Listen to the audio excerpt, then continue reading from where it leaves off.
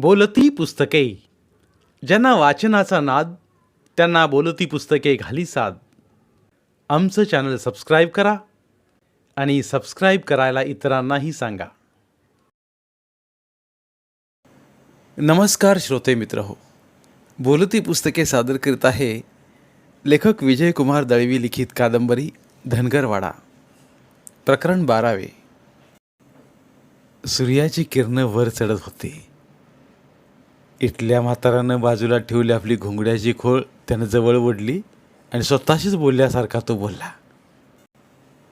पोरगं भुक्यावला असेल, मिरचीचाच खरडानं भाकरी आहे माझ्याकडं, खाऊया ना हो भाकर. झिमू म्हातारा हसत म्हणाला, पोरासनीच तेवढ्या भुका लागत्यात असं नव्ह, म्हाताऱ्यासनी बी भुका लागत्यातच नव्ह. म्हातारपण म्हणजे पोरांचंच वय. चल, माझी मी भाकरी सोडतो, का असेल ते खाऊया. फडक्यात गुंडाळलेल्या भाकरी दोघांनीही सोडल्या.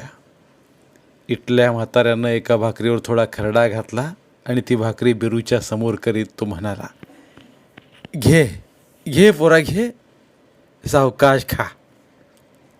तवर झिमू म्हाताऱ्यानं आपल्या फडक्यातील सांदण्यावर चटणी घालून इटल्यासमोर धरत तो म्हणाला, आमच्या जणीच्या हातच्या आहेत. वय म्हणत इटल्या म्हाताऱ्यानं झिमूनं पुढं केलं सांदण हातात घेतलं आणि तो झिमूला म्हणाला, यातली भाकरी घे, सांज पतूर वाळून खडंग होईल. सांदण काय उद्या पतूर टिकून राहतील. वय म्हणत झिमू म्हाताऱ्यानं इटल्याच्या फडक्यातील भाकरी घेतली. इटल्याचा शब्द त्याच्या कानावर पडला, झिम्यादा माझी बी नात सुगरण झाली हा, तिनंच केल्यात ह्या भाकरी आणि खरडा. झिमू म्हातारा मान डोलवत म्हणाला, तेच बेस, पुरीच्या जातीनं येळेच्या येळी संसारातल्या गोष्टी शिकून घ्यायला हव्यात. बोलत हसत खेळत सगळ्यांनी न्याहारी संपवली. घोंगड्याच्या खोळीतून पाण्याची गुडगी काढीत इथल्या म्हाताऱ्यांना समोर ठेवली. ते थंडगार पाणी ते सगळे प्यायले. झिमू म्हाताऱ्यानं एक लांब ढेकर दिला. पोट भरलं बघ, खरंच तुझी नात सुगरण आहे हं? करायलाच पाहिजे बाबा, नाहीतर जलमभर माझ्या कोळीचा उद्धार करत राहशील. दोघंही हसलं. दोघांचं बोलणं न समजून बिरू डोळ्यांच्या एका कोपऱ्यातून दोघांच्याकडे बघत होता. दोघांनीही आपापल्या शिदोरीची फडकी नीट बांधली आणि परत ती घुंगडीच्या खोळीत ठेवली. गुंडगीला बूच लावून इटल्या म्हाताऱ्यानं ती गुंडगी घुंगडीच्या खोळीत ठेवून दिली. उजव्या हाताच्या पालथ्या मुठीनं आपलं तोंड पुसीत इटल्या म्हाताऱ्यानं विचारलं, आज निघणार गावाकडं? होय. तू? म्या बी वाटायला लागणार, 2 दिवसात गावाकडे येतो. ये की, आता हे काय सांगून यायचं असतंय होई? तसं काय नाही खरं, आत्ता गाठी बिटी झाल्या म्हणून सांगितलं. 2 दिवसात मला यायलाच पाहिजे. ये, म्या कुठं जात नाही, हाय घरात मी, ये. निरूप घेऊन दोघंही उठले. इटल्या म्हातारा आपल्या वाटेला लागला. झिमू आणि बिरू दोघंही वळले आणि चढत्या उन्हातून आपल्या गावची वाट चालू लागले. बोलल्याप्रमाणे 2 दिवसांनी इटल्या म्हाताऱ्या बिदरमळाला आला. ऊन कलता कलता तो झिमूच्या वाड्यावर आला. दरवाजातूनच त्यानं हाक मारली, झिम्यादा हायच ना व? आलो आलो म्हणत झिमू म्हातारा बाहेर आला. त्यानं पाहिलं, इटल्या दरवाजात उभा होता.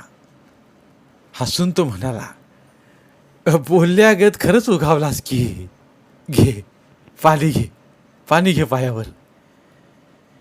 इटल्या म्हाताऱ्यानं दरवाजातल्या घंगाळातलं पाणी पायावर घेतलं आणि खांद्यावर घुंगडी सांभाळत दरवाजातून वाकून आत आला. बाहेरच्या पडवीत अंतरल्या घुंगडीवर तो बसला.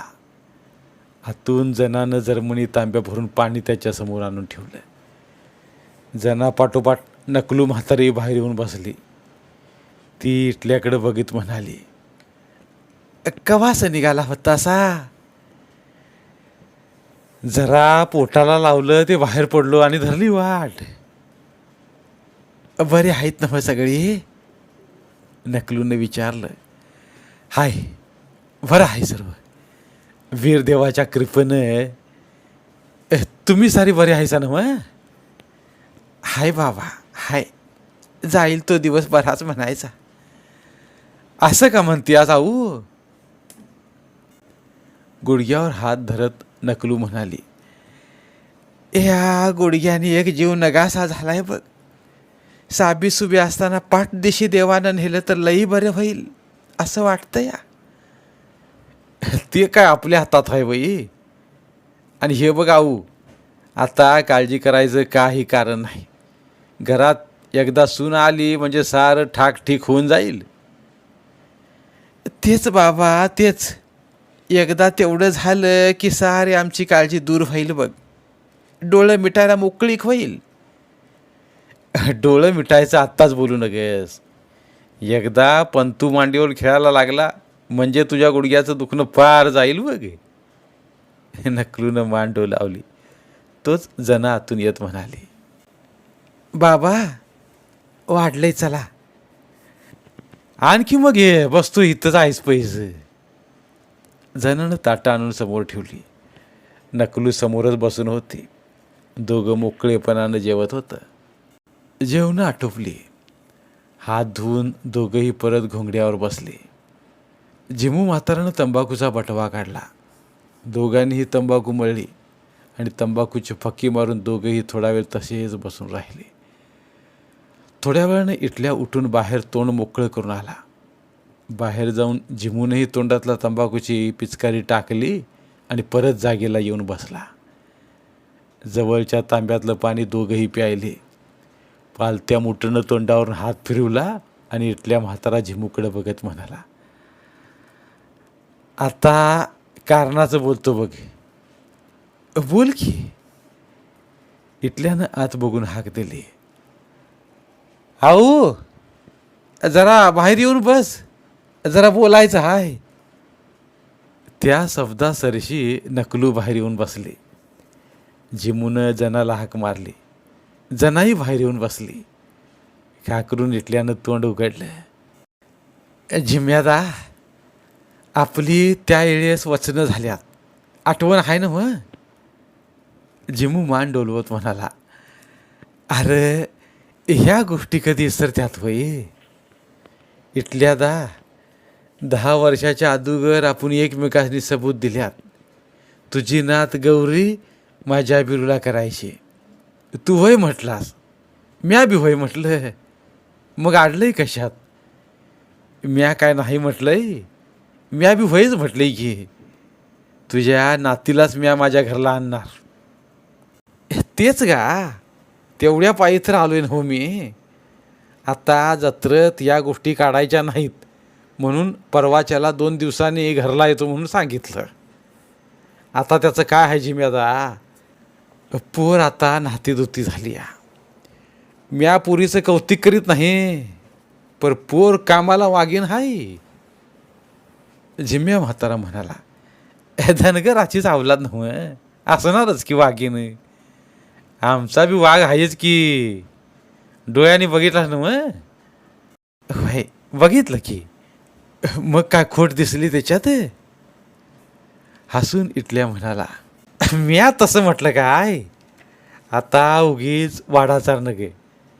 एकदा करायचं ठरलंय हे दोघांनी बी कबूल केलंय. मला खात्री होती तुझी. तातडीनं मी एवढ्यासाठी आलोय. आमच्या वाड्यातल्या 4 पोरांची लग्न ठरल्यात. दिवाळी झाल्याबरोबर 8 दिवसानं सगळ्यांनी मुहूर्त धरला आहे. अजून 1 महिना आहे. हे लगीन बी त्या लग्नाबरोबरच आटपून टाकूया. तसं कर. आमचं काहीच म्हणणं नाही. पोराला आम्ही सजवून आणतो आणि मोकळं बसतो. चालेल ना मग? बेस. तेच बेस. आऊ तुझं काय म्हणणं? माझं आणि काय म्हणणं असणार. सबूत झाल्यात ठरल्याप्रमाणे व्हायलाच पाहिजे. इटल्या म्हणाला. मध्ये एकदा आणि येऊन जातो. दिवस पक्का कुठला हाय ते सांगून जातो. तुमच्या तुम्ही तयारात राहावा. रुसवा रुसवी फुगवा फुगवी आम्ही बी करायची नाही आणि तुम्ही बी करायची नाही. जे असेल ते गोड करून घ्यायचं. नकलू म्हणाली, आम्ही बी तेच म्हणतोया ना मग. बोलणी संपली. पुढं काय बोलावं हे कुणालाच कळत नव्हतं. झिम्मू आणि इटल्या एकमेकांकडे बघत राहिले होते. झिम्मूला काहीतरी बोलायचं आहे हे इटल्याला जाणवत होतं. शेवटी त्यानं विचारलंच, झिम्म्यादा, तुला काय सांगायचं आहे काय? अच्छा अच्छा अच्छा, आता काय सांगायचं? मान हलवत इटल्या म्हणाला, झिम्म्यादा, आता मनात काय राखू नकस. काय असेल ते सडेतोड सांग. तुला बोलायचं आहे, खरं बोलत नाहीस तू. असं करू नको का. काय बोलायचं ते बोलून टाक. नकलू ही झिम्मूला म्हणाली, काय मनात असेल तर मनात ठेवून घेऊ नकोसा. धडा धडा बोला की. तुमच्या मनातलं काय बोलल्या बिकार काय कळणार आहे काय? झिम्मू खाल मानेनं बोलला, इटल्यादा, हे बघ, बोलतो म्हणून राग म्हणू नकस. अगोदर बोल तरी. बोलतो. हे बघ इटल्यादा, तू बी मनात काय ठेवायचं नाही.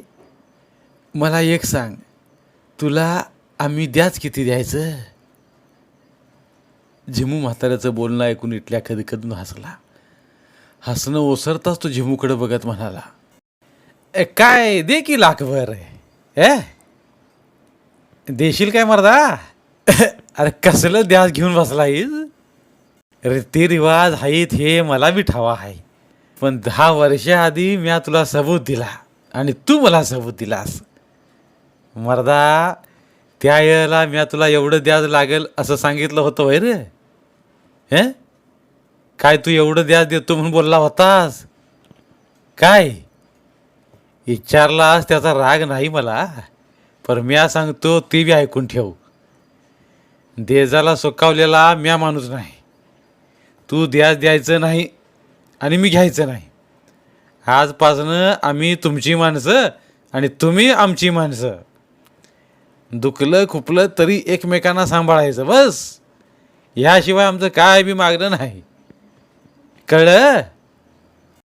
नकलूनं हसून मान डोलावली. म्हाताऱ्या झिम्मूच्या तोंडावरही हसू फुटलं. उंबऱ्याच्या आत बसली जना आईकडे बघून हसली. इटल्या म्हातारा म्हणाला, चला आता येतो म्या, गाव गाठायला हवं. म्हणून तो उठला. झिमू म्हाताराही उठला. 2 पावलं पुढे जाऊन तो इटल्याला उराउरी भेटला आणि दोघंही पडवीतून बाहेर आलं. पाठोपाठ नकलू आणि जनाही बाहेर आली. 4 पावलं पुढे जाऊन इटल्या म्हातारा मागं वळला. हात उंचावून त्यानं निरोप घेतला आणि जाण्यासाठी पाऊल उचललं. त्याचवेळी मेंढरं हाकत बिऱ्या झोपडीकडे येत होता. म्हातारा इटल्या तिथंच थांबला. मेंढरं घेऊन बिऱ्याजवळ आला. त्यानं इटल्याकडं पाहिलं आणि हसून विचारलं, आजा, कवा आलतासा का? दुपारच्याला आलो, जेवलो पोटभर, आराम केला, परत निघतोय बघे. राहा की आज.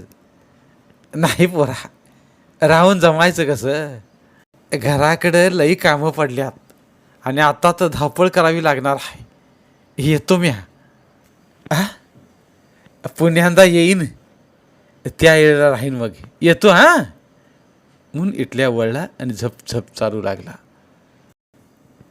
झोपडीच्या मागील बाजूला असल्या पडवीत बकरी बांधून बिऱ्या समोरच्या बाजूला आला. गंगाळातील पाण्यानं हातपाय धुतलं.